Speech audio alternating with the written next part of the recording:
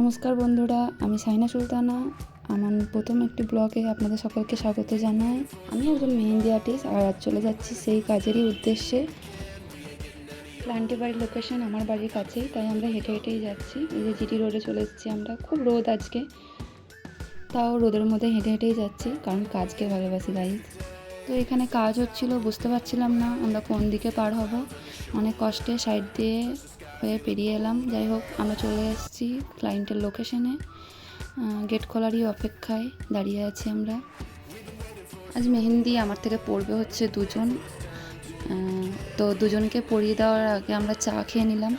এই যে ও কী সব বের করছিল, আমার পূর্ব পরিচিত দুজনই। বিস্কুট দিল, চা দিল। তারপর ওর থেকে শুনে নিচ্ছি ও কীরকম ধরনের ওর কাজ চায়।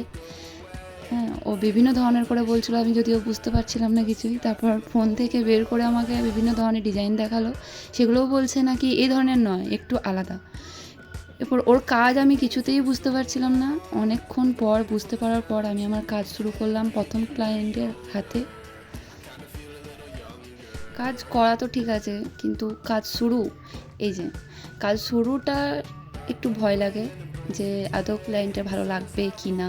কিন্তু দেখলাম না, ও লাভ রিয়াক্ট দিচ্ছে। এই যে আমার কাজ শেষ হলো, আপনারা দেখবেন এবং জানাবেন কমেন্ট সেকশানে। তো আজ এই পর্যন্ত, পরের পার্ট 2-তে আসছে। তো বাই।